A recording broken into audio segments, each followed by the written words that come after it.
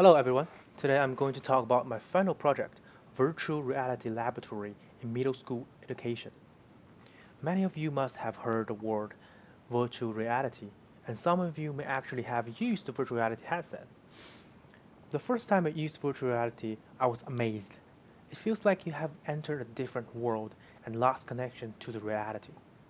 Nowadays, people in different industries have developed many ways to utilize virtual reality, like the VR video game you are watching right now. Other than video games, there are unlimited ways to implicate virtual reality technology.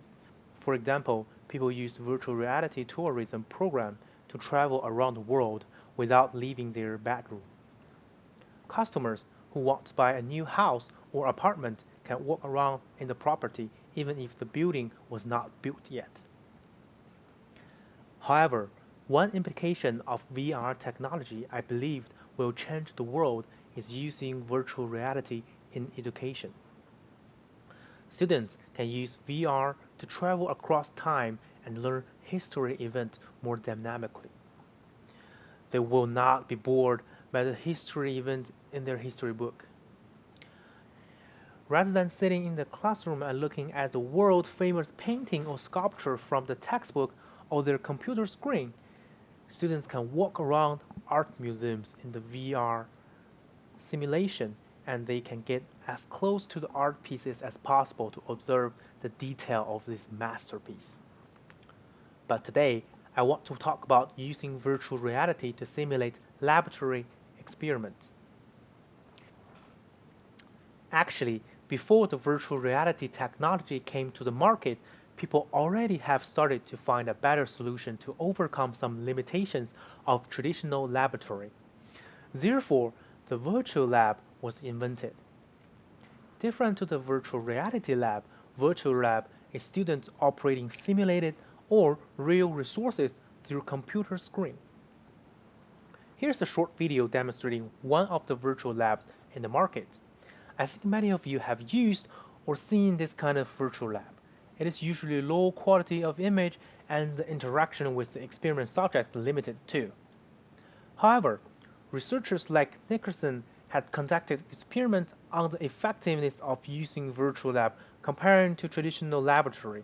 As a result, 90% of the students rated the effectiveness and impact of the remote virtual lab to be comparable or better than the hands-on lab. Virtual lab can provide a more engaging and interesting learning experience. Talking about engagement and fun, we now have a better technology, the virtual reality. According to the previous literature, there are 5 benefits of using virtual reality in education. First, you can see more details in the VR world. Students can be inside of the human body and observe how cells work in the molecule level. Second, students are much safer than they are in the real world. Some chemical component or high voltage electric may be dangerous to middle school students, but any student can play with those dangerous things in the VR world without any risk. Third, they are less likely to be distracted by the external factors since they are surrounded by the simulated environment. They can focus on study. And fourth, VR can provide a more engaging learning experience. For example, in this VR education software, students can be FBI detectives and use the knowledge they learned from the classroom to solve a homicide case. The last but not the least, because students can have more freedom in the VR world, every student can have exclusive experience. There are already some companies who are working on developing VR education program. One research was focused on software called Labster. The researcher find that comparing to traditional teaching method, using Labster can improve 76% of learning impact. And when mixing the traditional teaching and Labster, the impact increased to 101% comparing to merely using traditional teaching method.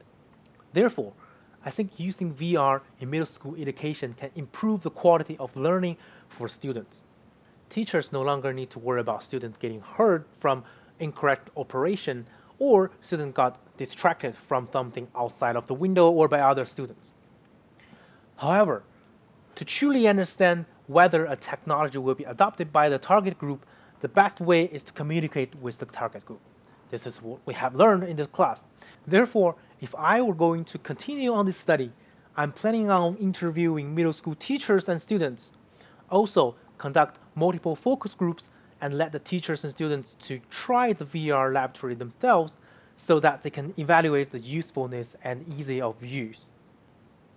In that way, I can use the technology acceptance model to have a better understanding of how likely they will adopt this technology and how likely they are going to be benefit from it.